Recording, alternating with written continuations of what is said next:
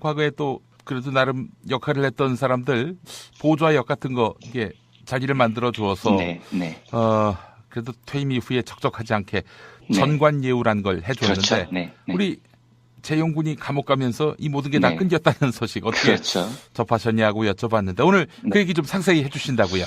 예, 저희 김용민 PD님께서 경제 속살 때도 말씀해 주셨고, 주간 브리핑 때도 따로 소개를 해 주셨죠? 지금 말씀해 주셨듯이 미전실의 주요 팀장급들, 이 팀장급이 보통 사장, 부사장들입니다. 그렇죠. 연봉 수억에서 수십억씩 받는 사람들이죠. 네, 이 7명한테 상담력, 보좌역 자리가 박탈됐다는 거고요. 전관 예우를 안 해주겠다는 거죠. 조금 전에 말씀하신 대로요. 예. 그러니까 한겨레 신문 분석을 보면 키워드는 오직 하나. 이재용의 분노였다는 겁니다. 얼마나 화가 났으면 그렇게 싹 잘랐겠느냐, 이런 겁니다. 예, 예. 분노가 느껴집니다. 그러니까 연봉을 수억, 수십억씩 받고 있다가 내가 니들 이야기 믿고 있는데 나는 구속되는데 니들은 편하게 앉아있어? 이런 거겠죠. 예. 근데 이런 가십성 해고 이런 게 중요한 게 아니고요. 제가 이 문제를 이렇게 생각을 해보다가 갑자기 생각이 난 경제학 이론이 하나 있습니다. 예스맨 이론. 예스맨 시어리 이렇게 불리는 이론이 있어요. 오늘 그걸 소개를 해드릴까 합니다. 예. 과거에 한번 소개를 드린 기억이 있는데 현대 경제학에서는 굉장히 중요하게 다루는 분야가 정보경제학이라는 분야가 있습니다. 그러니까 원래 경제학에서는 사람이라는 존재가 너무너무 현명해서요. 자기의 이기심에 따라서 이해관계를 극대화하기 위해서 굉장히 현명한 결정을 내린다 이렇게 전제를 해요. 예. 근데 실제 보면 안 그렇죠. 이번에 촛불혁명 국면에서도 나타났듯이 대부분의 시민들은 생기는 것도 없고 돈도 안 벌리는 오히려 돈을 낼 가능성이 높은 촛불 집회에 장장 20차례나 넘게 나갑니다. 예. 경제학적으로 보면은 전혀 현명하지 않은 행동인데도 사람들은 그 일을 한다는 겁니다. 예. 근데 정보경제학이라는 분야에서는 왜 인간이 이렇게 자기 이해관계를 극대화하는 일에 전념하지 않고요. 때로 엉뚱한 일을 하느냐. 그 이유를 정보가 부족해서라고 설명을 하는 경제학 분야입니다. 예를 들면 이 정보경제학 분야에서 제일 중요하게 다루는 이론이 주인 대리인 이론이라는 게 있어요. 예. 이제 얼핏 제목만 들으면 주인 대리인 이론에서 주인이 더 많은 주도권을 쥐고 있을 것 같잖아요. 근데 그게 아니고요. 예. 이 이론에서는 주인이 멍청한 사람으로 묘사가 됩니다. 이 사례를 들어보면 이렇습니다. 용민이라는 주인이 있어요. 그리고 이제 완배가 대리인입니다. 예. 근데 이제 주인인 용민이가 딸기맛 사탕을 먹고 싶었던 거죠. 그래서 대리인은 완배한테 3,000원을 줍니다. 그리고 야, 완배야 슈퍼마켓 가서 딸기맛 사탕 좀 사와라. 이렇게 시킨 겁니다. 근데 대리인 완배가 돈을 들고 슈퍼마켓을 갔는데 이 상황이 중요합니다. 실제로 슈퍼마켓에서 사탕을 고르는 완배는 사탕에 대한 정보를 다 알고 있습니다. 예. 슈퍼마켓에서 딸기맛 사탕을 파는지 그걸 얼마에 파는지 이런 걸 다 직접 눈으로 보고 정보를 취득하죠. 그래서 대리인은 다 알아요. 근데 정작 딸기맛 사탕을 사오라고 시킨 주인 용민이는 그 슈퍼에서 어떤 사탕을 파는지 얼마에 파는지 아무 정보가 없습니다. 이때 바로 정보경제학에서는 정보의 불균형이 생긴다고 가르치는 겁니다. 예. 이 정보 불균형 상황에서 어떤 일이 벌어질 수 있냐면요. 대리인이 주인의 뜻을 어기고 속이는 거예요. 그러니까 3,000원을 받았는데 1,000원 딸기맛 사탕이면 2,000원을 남겨가야 되잖아요. 예. 근데 어차피 주인은 모르니까요. 용민이는. 자기는 3,000원을 다 썼다고 주장을 하고 딸기맛 사탕이 3,000원이던데요 하고 2,000원을 먹어버리는 겁니다. 예. 그러면 주인 입장에서 뭐라 그러겠습니까? 슈퍼에서 딸기맛 사탕을 얼마에 파는지 자기는 못 봤잖아요. 그러니까 화를 낼 수도 없고 때릴 수도 없고 그냥 딸기맛 사탕을 3,000원짜리라고 믿고 먹을 수밖에 없는 거예요. 예. 그러니까 정보가 없는 주인은 대리인의 말을 믿을 수밖에 없다. 이게 바로 주인 대리인 이론의 핵심 모델입니다. 예. 이 정보 불균형이 나타나는 대표적 분야가 정치입니다. 그러니까 시민들이 주인이고요. 시민들을 대리해서 뽑힌 국회의원들이 바로 대리인인 겁니다. 근데 이 상황에도 심각한 정보 불균형이 존재하죠. 그러니까 대리인인 국회의원은 다 알아요. 내가 어떤 사람인지, 국민을 위해서 일을 할 사람인지, 자기 이속만 챙길 사람인지, 그러니까 좋은 놈인지 나쁜 놈인지를 다 알죠. 예. 그런데 그 일을 맡긴 주인은, 시민들은 그 사람에 대한 정보가 없는 거예요. 그러니까 국회의원이 갑자기 주인한테 와서 주인님이 저보고 재벌개혁하라고 뽑으셨잖아요. 근데 제가 정작 국회에 가보니까요. 그게 이런 이유로 불가능하더라고요. 그러니까 적당히 재벌하고 타협해야 될 것 같아요. 이렇게 속여버리면은요. 예. 주인이 어떻게 방법이 없는 겁니다. 실제로 국회에 우리는 가본 적이 없으니까요. 예. 정보가 없으니까 대리인이 하는 말을 믿을 수밖에 없죠. 그래서 그래? 그러면 뭐 재벌하고 타협해. 이렇게 속아버리는 겁니다. 이걸 이제 정보 불균형 상태라고 이야기를 하죠. 자, 그러면 이 상황을요, 이재용의 구속에 대입을 시켜보겠습니다. 예. 이재용이 뭐 뇌물 등 여러 혐의를 지금 입고 법정에 섰는데요. 당연히 내가 구속이 안 되게 해달라 이러면서 대리인들을 내세웠겠죠. 그 대리인들이 바로 미전실 직원들입니다. 수십억씩 연봉 받는 유능한 변호사들이겠죠. 예. 이 상황에서도 심각한 정보 불균형이 존재합니다. 왜냐하면 주인인 이재용은 법을 몰라요. 지금 이 상황이 내가 구속될 상황인지 풀려날 상황인지 모릅니다. 근데 법을 잘 아는 거물급 변호사들로 구성된 미전실 팀장들은요, 상황을 알죠. 이대로 가면 구속될 것 같아. 이런 걸 아는 겁니다. 이 상황에서 서로 대화를 하는데 대리인이 주인을 속여버리는 거예요. 아, 부회장님 절대 구속 안 되십니다. 걱정하지 마세요. 무죄를 주장하세요. 전부 부인하세요.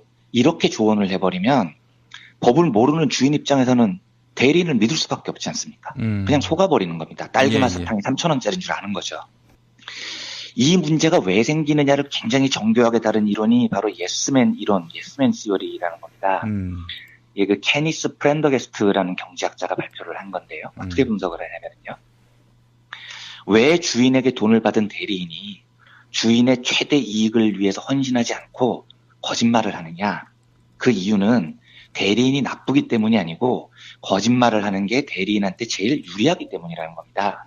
딸기맛 사탕을 3,000원이라고 주장을 하면 2,000원을 먹을 수 있기 때문이라는 거죠. 그러니까 이런 겁니다. 이재용이 이제 비싼 변호사들 대리인들한테 평소에 이렇게 물어봤어요. 예. 야, 내가 지금 누구 등을 쳐서 도둑질을 하려고 하는데 할까 말까?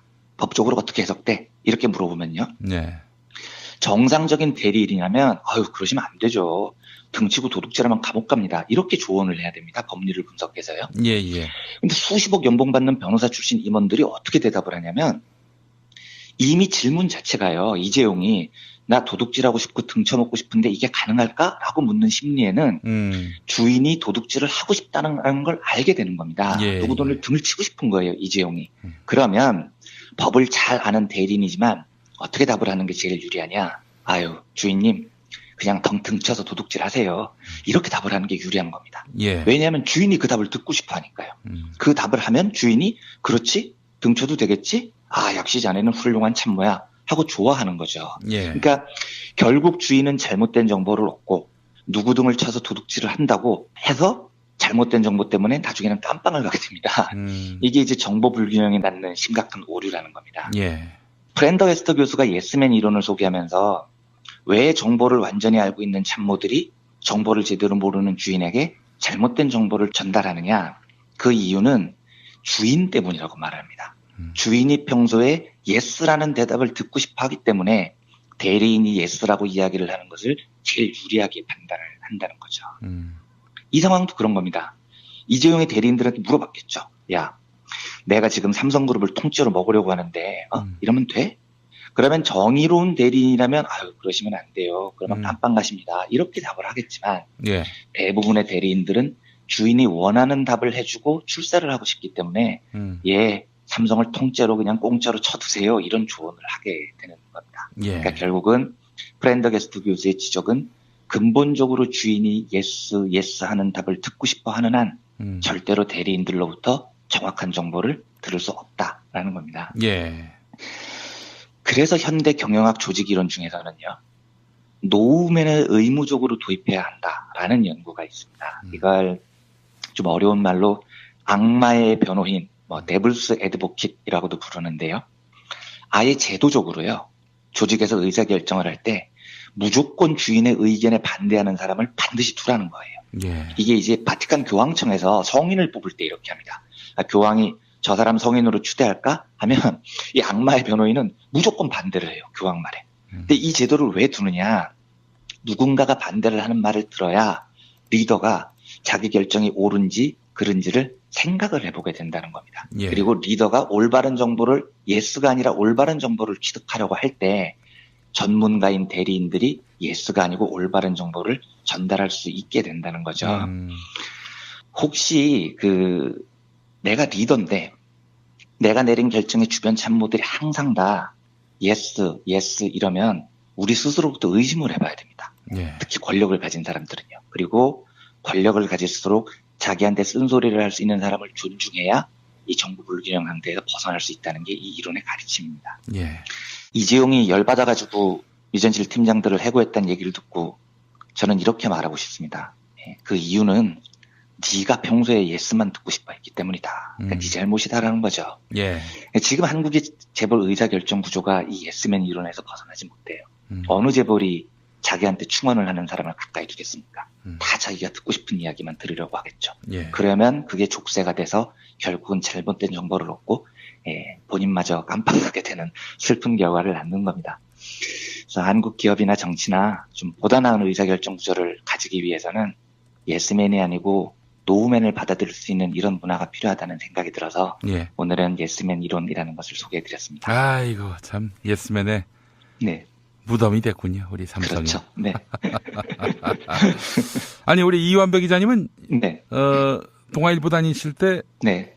예스맨은 아니었을 것 같은데. 저는 아니었다고 생각합니다. 음. 네. 그러니까 제가 또라이라고 소문이 났었겠죠? 저는 예스맨이었습니다. 그러실리가요? 대단한 예스맨이었고요. 그래서 우리 사장님들이 저 때문에 굉장히 큰 충격을 받았을 겁니다. 아니, 그렇게 말씀하시면 제가 뭐가 됩니까? 아니, 저도 깊이 반성하면서, 예. 근데 사실은 그때는 네. 몰랐죠. 사장이 굉장히 좋은 일 많이 하는 분으로 생각을 했었는데, 네. 객관적으로 시야를 넓혀서 보니까, 그게 아니더라고요. 네. 예, 근데 네. 뭐, 제가 얘기한 건 다 20대 때 얘기입니다. 네. 철 모르던 시절의 얘기인데, 네.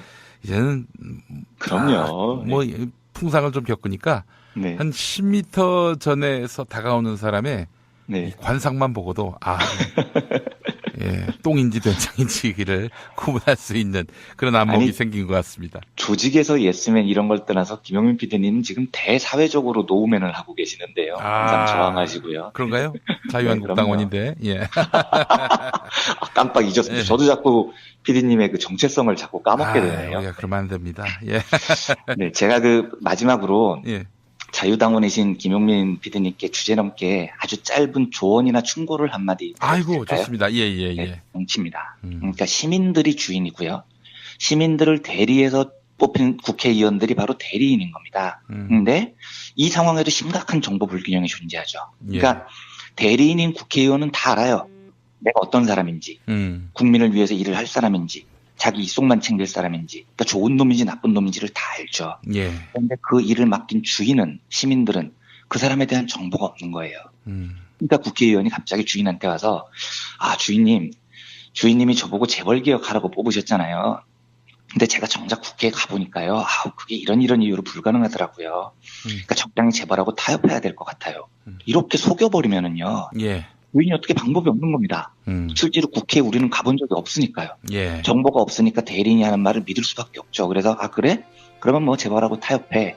이렇게 속아버리는 겁니다. 이걸 이제 정보 불균형 상태라고 이야기를 하죠. 자, 그러면 이 상황을요, 이재용의 구속에 대입을 시켜보겠습니다. 예. 이재용이 뭐 뇌물 등 여러 혐의를 지금 입고 법정에 섰는데요. 당연히 내가 구속이 안 되게 해달라. 이러면서 대리인들을 내세웠겠죠. 그 대리인들이 바로 미전실 직원들입니다. 수십억씩 연봉 받는 유능한 변호사들이겠죠. 예. 이 상황에서도 심각한 정보 불균형이 존재합니다. 왜냐하면 주인인 이재용은 법을 몰라요. 지금 이 상황이 내가 구속될 상황인지 풀려날 상황인지 모릅니다.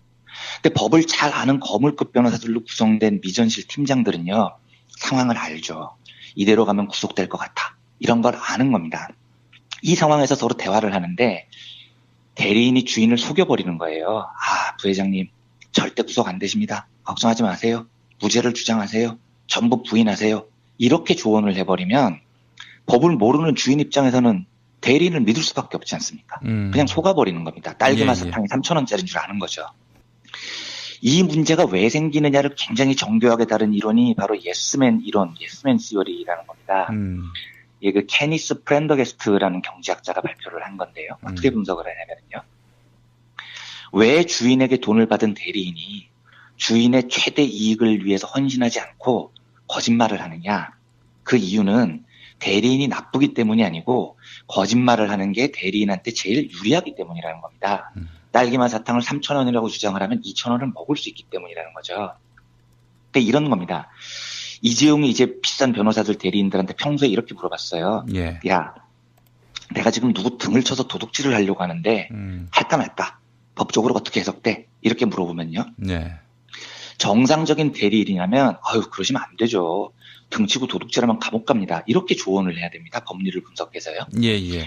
근데 수십억 연봉 받는 변호사 출신 임원들이 어떻게 대답을 하냐면 이미 질문 자체가요. 이재용이 나 도둑질하고 싶고 등쳐먹고 싶은데 이게 가능할까? 라고 묻는 심리에는 주인이 도둑질을 하고 싶다는 걸 알게 되는 겁니다. 예, 누구 돈을 등을 치고 싶은 거예요. 이재용이.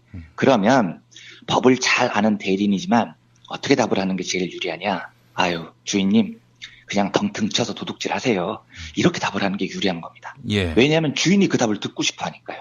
그 답을 하면 주인이 그렇지? 등쳐도 되겠지? 아 역시 자네는 훌륭한 참모야 하고 좋아하는 거죠. 예. 그러니까 결국 주인은 잘못된 정보를 얻고 누구 등을 쳐서 도둑질을 한다고 해서 잘못된 정보 때문에 나중에는 깜빵을 가게 됩니다. 이게 이제 정보 불균형이 낳는 심각한 오류라는 겁니다. 예. 브랜더 웨스터 교수가 예스맨 이론을 소개하면서 왜 정보를 완전히 알고 있는 참모들이 정보를 제대로 모르는 주인에게 잘못된 정보를 전달하느냐? 그 이유는 주인 때문이라고 말합니다. 주인이 평소에 예스라는 대답을 듣고 싶어 하기 때문에 대리인이 예스라고 이야기를 하는 것을 제일 유리하게 판단을 한다는 거죠. 이 상황도 그런 겁니다. 이재용의 대리인들한테 물어봤겠죠. 야, 관계를 극대화하는 일에 전념하지 않고요. 때로 엉뚱한 일을 하느냐. 그 이유를 정보가 부족해서 라고 설명을 하는 경제학 분야입니다. 아. 예를 들면 이 정보경제학 분야에서 제일 중요하게 다루는 이론이 주인 대리인 이론이라는 게 있어요. 예. 이제 얼핏 제목만 들으면 주인 대리인 이론에서 주인이 더 많은 주도권을 쥐고 있을 것 같잖아요. 근데 예. 그게 아니고요. 예. 이 이론에서는 주인이 멍청한 사람으로 묘사가 됩니다. 이 사례를 들어보면 이렇습니다. 용민이라는 주인이 있어요. 그리고 이제 완배가 대리인입니다. 예. 근데 이제 주인인 용민이가 딸기맛 사탕을 먹고 싶었던 거죠. 그래서 대리인은 완배한테 3,000원을 줍니다. 그리고 야 완배야 슈퍼마켓 가서 딸기맛 사탕 좀 사와라 이렇게 시킨 겁니다. 근데 대리인 완배가 돈을 들고 슈퍼마켓을 갔는데 이 상황이 중요합니다. 실제로 슈퍼마켓에서 사탕을 고르는 완배는 사탕에 대한 정보를 다 알고 있습니다. 예. 슈퍼마켓에서 딸기맛 사탕을 파는지 그걸 얼마에 파는지 이런 걸 다 직접 눈으로 보고 정보를 취득하죠. 그래서 대리인은 다 알아요. 근데 정작 딸기맛 사탕을 사오라고 시킨 주인 용민이는 그 슈퍼에서 어떤 사탕을 파는지 얼마에 파는지 아무 정보가 없습니다. 이때 바로 정보경제학에서는 정보의 불균형이 생긴다고 가르치는 겁니다. 예. 이 정보 불균형 상황에서 어떤 일이 벌어질 수 있냐면요.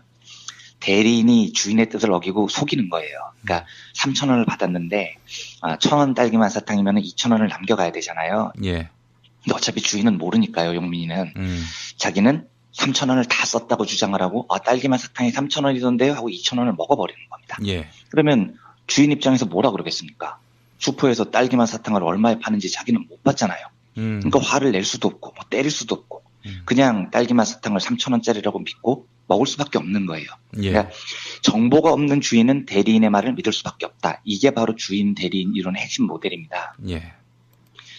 이 정보 불균형이 나타나는 대표적 분야가 과거에 또 그래도 나름 역할을 했던 사람들 보좌 역 같은 거 이게 자리를 만들어 주어서 네. 그래도 퇴임 이후에 적적하지 않게 네. 전관예우란 걸 해줬는데 그렇죠. 네. 우리 재용군이 감옥 가면서 이 모든 게 다 네. 끊겼다는 소식 어떻게 그렇죠. 접하셨냐고 여쭤봤는데 오늘 네. 그 얘기 좀 상세히 해주신다고요. 예, 저희 김용민 PD님께서 경제 속살 때도 말씀해 주셨고, 조간 브리핑 때도 따로 소개를 해 주셨죠? 지금 말씀해 주셨듯이 그 미전실의 주요 팀장급들, 이 팀장급이 보통 사장, 부사장들입니다. 그렇죠. 연봉 수억에서 수십억씩 받는 사람들이죠. 네, 이 7명한테 상담력, 보좌역 자리가 박탈됐다는 거고요. 전관 예우를 안 해주겠다는 거죠. 조금 전에 말씀하신 대로요. 예. 그러니까 한겨레 신문 분석을 보면 키워드는 오직 하나. 이재용의 분노였다는 겁니다. 얼마나 화가 났으면 그렇게 싹 잘랐겠느냐, 뭐 이런 겁니다. 예, 예. 분노가 느껴집니다. 그러니까 연봉을 수억, 수십억씩 받고 있다가 내가 니들 이야기 믿고 있는데 나는 구속되는데 니들은 편하게 앉아있어? 뭐 이런 거겠죠. 예. 근데 이런 뭐 가십성 해고 이런 게 중요한 게 아니고요. 제가 이 문제를 이렇게 생각을 해보다가 갑자기 생각이 난 경제학 이론이 하나 있습니다. 예스맨 이론. 예스맨 시어리 이렇게 불리는 이론이 있어요. 오늘 그걸 소개를 해드릴까 합니다. 예.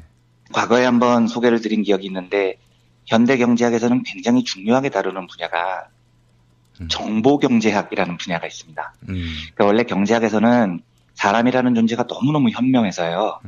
자기의 이기심에 따라서 이해관계를 극대화하기 위해서 굉장히 현명한 결정을 내린다. 이렇게 전제를 해요. 예. 근데 실제 보면 안 그렇죠. 이번에 촛불혁명 국면에서도 나타났듯이 대부분의 시민들은 생기는 것도 없고 돈도 안 벌리는, 오히려 돈을 낼 가능성이 높은 그 촛불 집회에 장장 20차례나 넘게 나갑니다. 예. 경제학적으로 보면은 전혀 현명하지 않은 행동인데도 사람들은 그 일을 한다는 겁니다. 예. 근데 정보경제학이라는 분야에서는 왜 인간이 이렇게 자기 이해, 내가 지금 삼성그룹을 통째로 먹으려고 하는데, 이러면 돼? 그러면 정의로운 대리인이라면, 아유, 그러시면 안 돼요. 그러면 깜빵 가십니다. 이렇게 답을 하겠지만, 예. 대부분의 대리인들은 주인이 원하는 답을 해주고 출세를 하고 싶기 때문에, 예, 삼성을 통째로 그냥 공짜로 쳐두세요. 이런 조언을 하게 되는 겁니다. 예. 그러니까 결국은 프렌더게스트 교수의 지적은 근본적으로 주인이 예스 하는 답을 듣고 싶어 하는 한 절대로 대리인들로부터 정확한 정보를 들을 수 없다라는 겁니다. 예. 그래서 현대 경영학 조직 이론 중에서는요, 노우맨을 의무적으로 도입해야 한다라는 연구가 있습니다. 이걸 좀 어려운 말로 악마의 변호인, 데블스 애드보킷이라고도 부르는데요. 아예 제도적으로요, 조직에서 의사결정을 할 때 무조건 주인의 의견에 반대하는 사람을 반드시 두라는 거예요. 예. 이게 이제 바티칸 교황청에서 성인을 뽑을 때 이렇게 합니다. 교황이 저 사람 성인으로 추대할까 하면 이 악마의 변호인은 무조건 반대를 해요. 교황 말에. 근데 이 제도를 왜 두느냐? 누군가가 반대를 하는 말을 들어야 리더가 자기 결정이 옳은지 그른지를 생각을 해보게 된다는 겁니다. 예. 그리고 리더가 올바른 정보를, 예스가 아니라 올바른 정보를 취득하려고 할 때 전문가인 대리인들이 예스가 아니고 올바른 정보를 전달할 수 있게 된다는 거죠. 혹시 내가 리더인데 내가 내린 결정에 주변 참모들이 항상 다 예스 이러면 우리 스스로부터 의심을 해봐야 됩니다. 예. 특히 권력을 가진 사람들은요. 그리고 권력을 가질수록 자기한테 쓴소리를 할 수 있는 사람을 존중해야 이 정부 불균형 상태에서 벗어날 수 있다는 게 이 이론의 가르침입니다. 예. 이재용이 열받아가지고 유전실 팀장들을 해고했다는 얘기를 듣고 저는 이렇게 말하고 싶습니다. 그 이유는 네가 평소에 예스만 듣고 싶어 했기 때문이다. 그러니까 네 잘못이다라는 거죠. 예. 지금 한국의 재벌 의사결정 구조가 이 예스맨